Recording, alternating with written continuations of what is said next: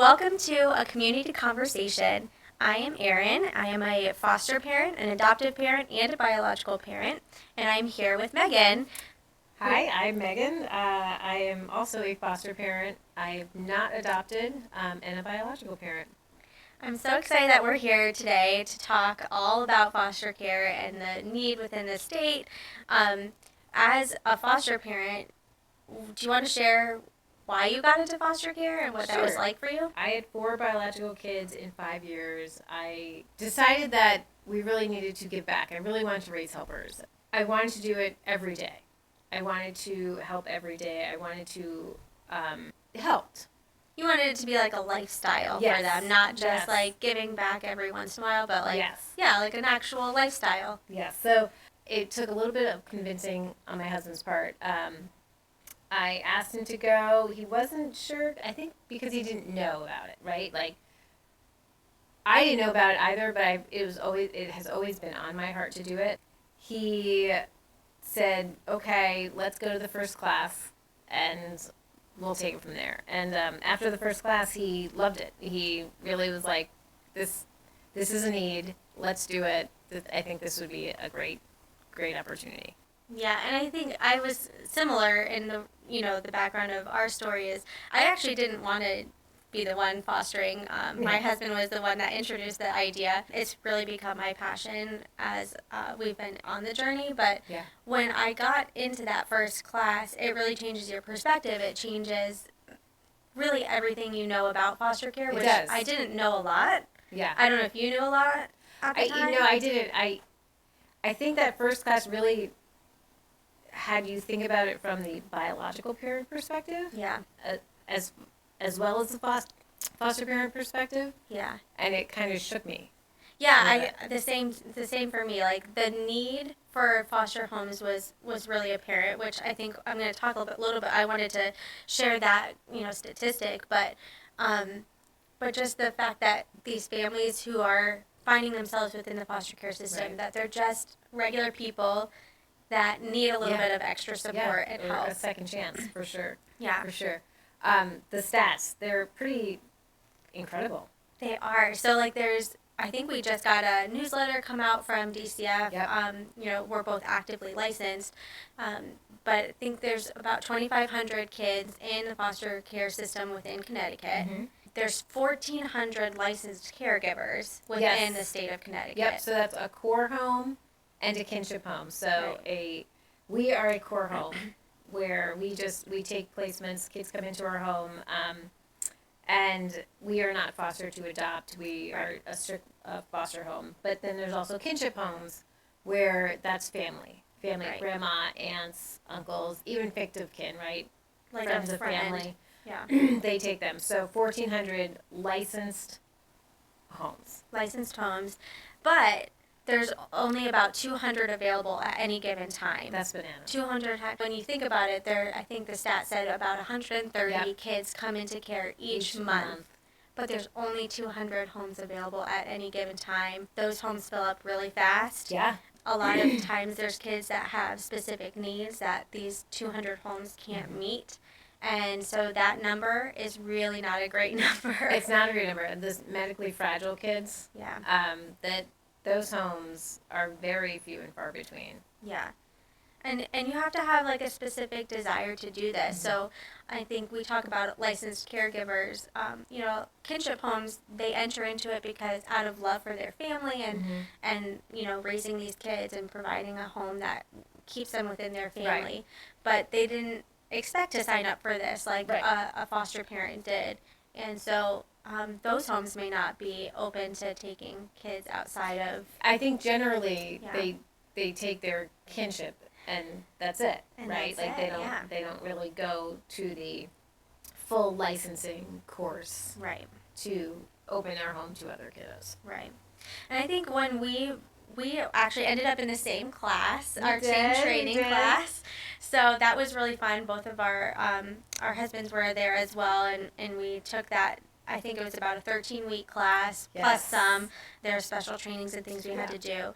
But we got to know each other really well. We knew each other a little bit beforehand, but we really got to know each other well within that. Not everybody has that. Not everybody gets that opportunity to know other people. And so in that process of becoming a foster parent, and then when we were getting calls for kiddos, right, our first calls, I called you. I said, hey, I need diapers and this baby's coming in 30 minutes. I don't have diapers. I don't have, the right kind of formula. Yep. I need this kind of thing, can you run to the store for me? And you were so willing to go and do that. I mean, that's what you do, right? Like, you get a call sometimes the day before, sometimes a couple hours. Right. Sometimes 25 minutes, right? Like, if it's a placement coming into care, you usually get a little bit more notice. We're primarily a newborn house, so we usually get a day or two notice, like, hey, a baby has been born. Are you open to taking this, and this?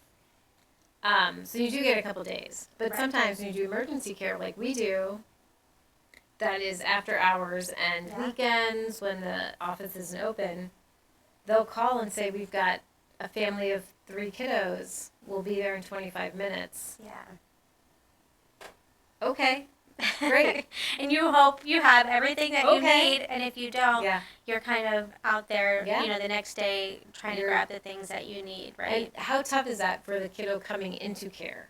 Yeah. To come in and not have anything, because a lot of times they don't come with anything, right? They come with a too big shirt, some hospital socks, and that's it. Coming into care and not having anything, and then having to ask a stranger to buy stuff for them or to get their need, especially when there's a teen in care, it's very hard to say, this is all I have, can we go get new stuff when you don't know that person that the house you're in. Yeah, I need a toothbrush, I need deodorant, or whatever it might be. So I think we jointly, we really quickly saw a lot of need within the system, even as foster parents, and that's not to say that we weren't supported and within our, our own network, but there's a lot more to foster care than I think you realize when you step into it. Yes, absolutely. And you're kind of um, naive going into it, and you're like, this is going to be great. Yeah. And then you get into it, and you're like, wow. And it's a little bit of a shock. This is a lot. Yeah. And they put a lot on you. There's appointments right away. There's a lot to do, right? So, and I think that's why we started our organization, so that we could fill in some of those needs, and ultimately to show families, whether they're foster families, kinship families, whether they're looking to adopt or they've already adopted, or biological families who are working to get their kids back, we wanted to show them that there is hope, that there is a community, that there is support for them. Yes. Which is, why we have Foster and Family Hope as our name, because it takes a village, as we know, to raise kids, right? And it's really important that we're offering that hope and that support for them, that it's not destined to fail, that it's not, and oftentimes these biological parents really just need a cheerleader. Yeah. Right? Like, once your kids go into care, it's hard to get them back. They really do have to go through classes and treatments and, whatever their steps are. It is very hard to get your child back. Sometimes they just need a cheerleader to say, you can do it. Listen, I've got your kiddo. They're in a safe place. They're surrounded by love. I've got a bunch of kids of my own, so they are in the mix, and they're doing great. You need to really focus. Do what you need to do, and if you need something from me, let me know, and I will try to do it as best I can. Yeah. I can champion for you. I will advocate for you, and sometimes that's all they need. I think the most, beautiful situations that I've been in with biological families is when I get to say, I'm really proud of you. Yeah. You did something awesome, or you accomplished this. Something tough is coming up, or they're worried about something, and being able to say, look, you've got this. I know you can do this. I'm here to support you. Mm-hmm. We're here to support you. Mm-hmm. Don't worry about the baby, or don't worry about your kiddo. They're great. Yeah. But focus on you and being their cheerleader, like you said, I think is so important. And I think when DCF is involved, walls come up. That's just the way it is. Yeah. So I think when a foster parent or a foster family can really rally around the biological family and say, you know what, you can do, we're here for you. Yeah. And we want you to get your kiddo back. Of course that is exactly, it's that the is goal. the goal of foster care. So I think it is, when you can rally around the child and really be on the same team for that kid, then that's It makes a huge difference. huge difference. And reunification is, I think, way more possible when everyone's on the same page. And I think too that because of our perspective, we have a unique perspective being Yeah. foster parents in this realm and doing the work that we do. I think that it's great because we're also able to recognize the best interest of the kiddo, right? So sometimes a child is not going to be able to reunify for very important reasons. It's not always the safest option for them. Sure. And in those cases, they need another family that will take care of them and that will provide for them and will love them as their own. And so we love to champion for adoptive families as well, not just biological families. We see the balance of that and the needs of the child. And we like to show support with DCF and the work that they're doing and know that the better relationships that the families can have, both foster families and biological families, the better support they can have with DCF, the better it is for the child, ultimately throughout their time in the foster care system. And so I think our goal is really working with everybody on that team, on that kiddo's team, for the kiddo, right? And finding it really child specific and making it so that they get the things that they need. Maybe it's clothes, maybe it's shoes because they didn't come with anything. Right. But it could also be, just the community support or that encouragement that we like to offer. Yeah. So I think community support is very important because foster care is pretty lonely. Like, it is. really lonely, especially if you don't have, we were very lucky, right? This We is were. not it was not a typical situation because of so much confidentiality, and they're not our stories to tell, right? It's these kids, it's their stories. So we can't share that. We don't share it with our families. We don't share it with our friends. So really, it's a lonely community. And when you don't know another foster parent or you don't know who's going through it, because it's harder than you think it's going to be. It's always harder than you think it's going to be. It really, it takes a village, and it takes that community support. And it's, if you don't have that, it's hard. I mean, half of all foster parents quit within the first 2 years because there's not enough support. I think because we had each other, it really was a stepping stone for us to want to extend that to other people and offer that. So we're really intentional about creating that community, right, for other families that are going through this. I have a family, and this is a word that not a lot of people know, but transracial. We have a lot of different races within our family represented because we are an adoptive family. That means that some of my kids don't have a racial mirror for themselves, and they need to see other families that look like theirs or other kids that look like them. They need to see other families going through the same journey or be able to relate or to normalize people. it, right? Normalize foster care. It's not shameful. Right. These kids did not do anything to put themselves in foster care, Exactly. right? It shouldn't be a shameful thing. It's not a shameful thing. It's not an embarrassment. It is so important to see other families and other kids in foster care because there's nothing wrong with foster care. Right. And I don't think we talk about it enough. Foster care somehow seems to be like this hushed thing that people don't really talk about it. If you're not involved in it somehow, it's not really a conversation piece at all. Right. That's our goal, is really normalizing it for people to understand how to become part of it, because it doesn't have to be this thing off in the corner that happens. Absolutely. Right? It can be the community getting involved. I think that's why we really love Wallingford too. We're kind of newer to the Wallingford area as a nonprofit. But the community here is so phenomenal in wanting to donate. They've come and said hi and wanting to see how they can help. I love that. Yeah, it was a great place for us to land. For sure. And I think that shows how interested people are in what is happening, and they want to know more about it. It's just not as accessible as it should be. Right. Well, I think if you didn't know someone in foster care, know someone doing foster care, or know someone like a social worker, you don't think about it. It's not in your realm of. It's just not in your head. Right. Like it's kind not of your off to the everyday. side. It's not your everyday. So to really bring it into the community and say, this is what we are. Yeah. This is what we do, and we welcome everyone. Come get to know us. Get to know what foster care is all about. If you can't be a foster parent, that's okay. It's not for everyone. It's definitely not for Right? everyone. You But should we know what would, you're getting into, but right? But you can help in other ways. yeah. And you can support in other ways. Yeah, I think that's what we like to offer is that opportunity for people to help in other ways. That volunteering, whether it's in our boutique right in Wallingford that we're doing, or you know, putting on events or participating in different things for these kids and these families.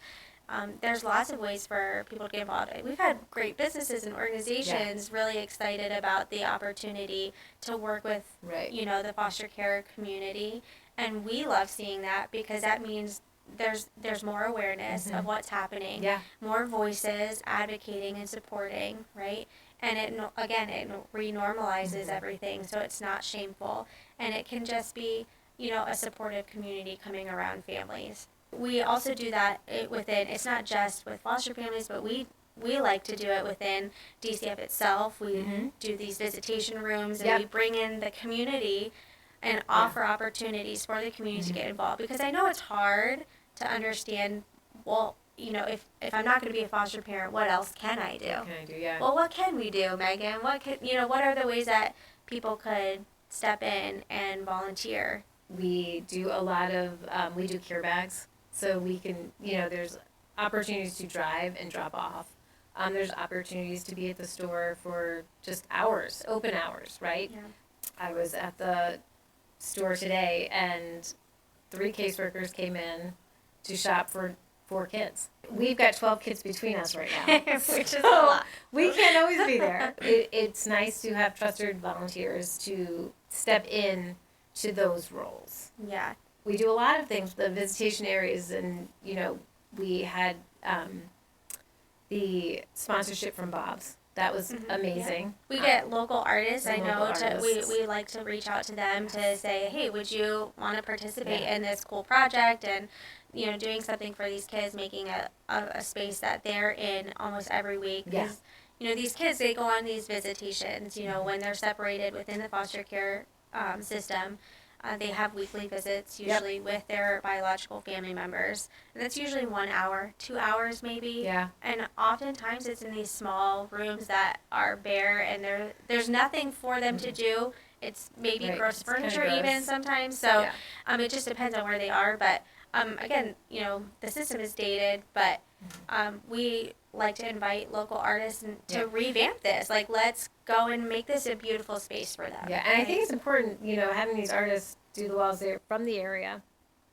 But then they also are mirrors of these kiddos. Like, you don't have to be a doctor, a lawyer, a social worker. Like, you can be an artist and make a beautiful living out of it. And look at this amazing space. Yeah. Which, kind of ties together the furniture and the feeling. And it really just, it takes a very cold space to where you're only with your kid for an hour to wrapping it around and making it a very warm space where you can have a meal, play checkers on the floor, color on the table. It's a big difference. Yeah, and all the training that DCF workers go through, social workers, they all talk about the training that says visitations need to happen in a home-like environment for them to be most successful. Yeah.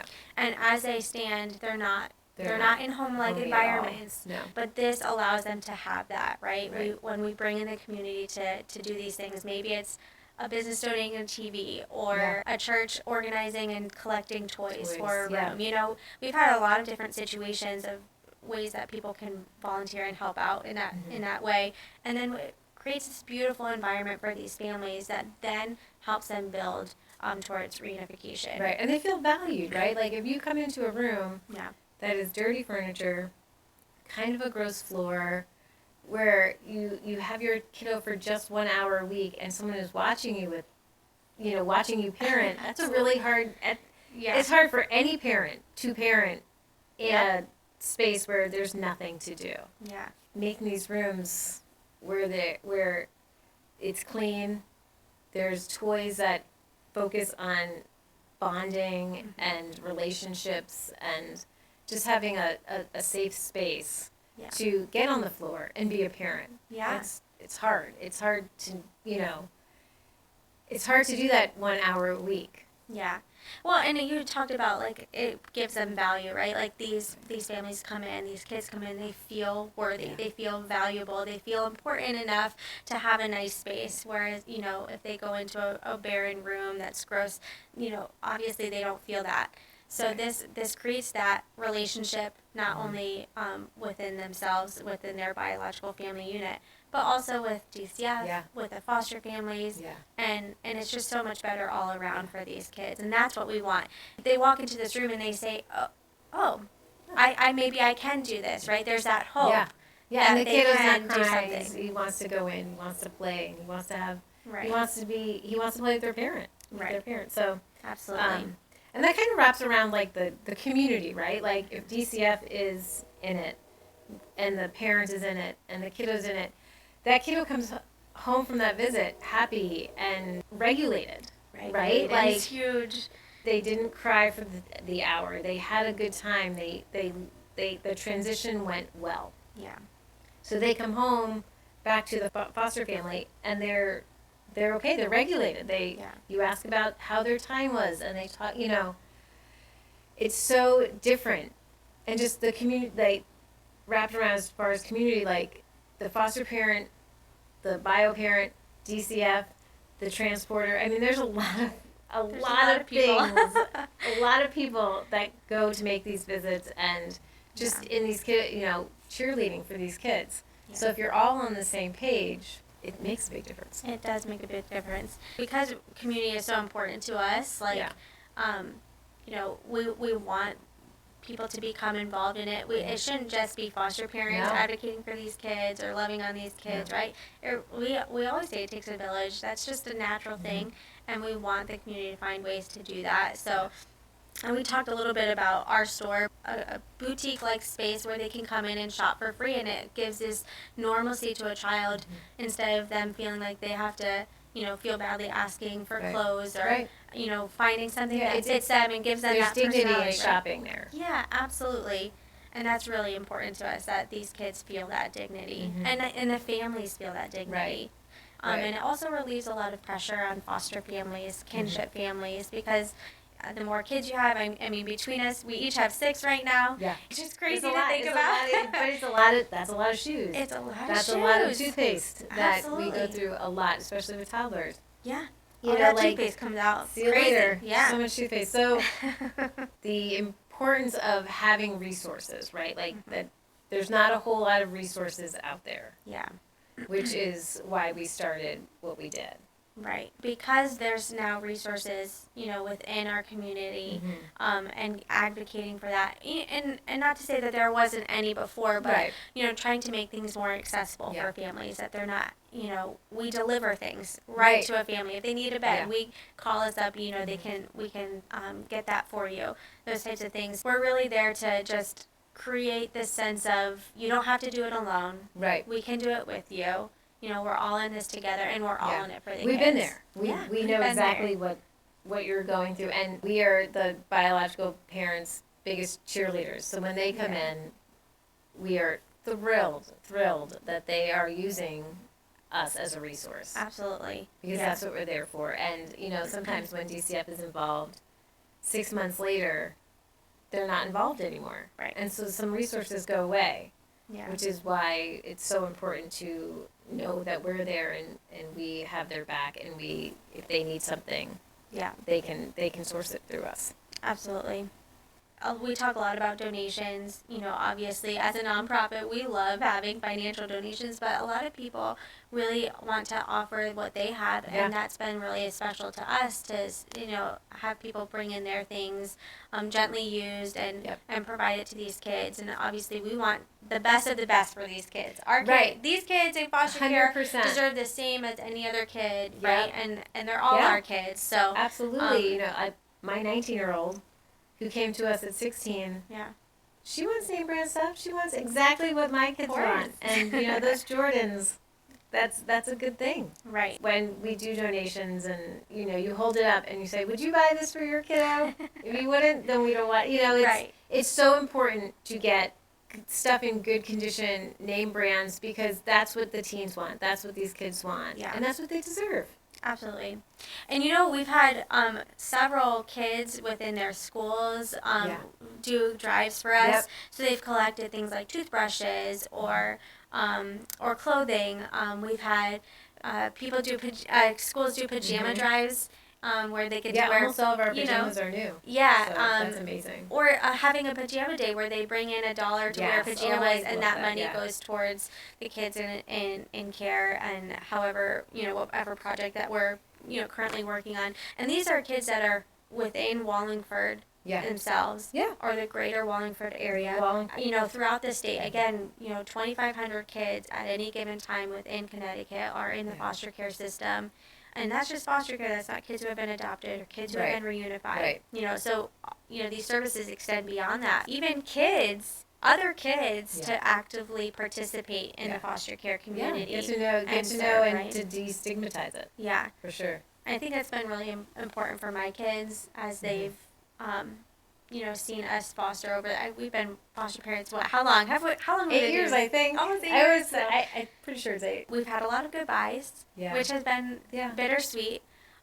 There's been some really hard goodbyes that have been with us for a long time. There's also goodbyes that are really exciting to see. These reunifications happening. They worked hard. Or a family coming together, being built through adoption. That's beautiful too. And we've been lucky. I think both of us have been lucky to maintain contact with kids. Yeah, for the most part. Beyond, not everyone, but there have been certain families that we get to continue watching these kids grow up. But for our kids specifically, that's been a really nice thing, I think, for them to see the transition and the journey of foster care and the hope that can be provided through the foster care system, right? Like, we're not, again, pushing it back in the corner, but there are things we can do to help and to serve and to love on these kids and these families and to see a beautiful outcome from it. So much fun chatting today. It was. Thanks for coming with me today. You're welcome. So thank you so much. This concludes our time on a community conversation. Thank you.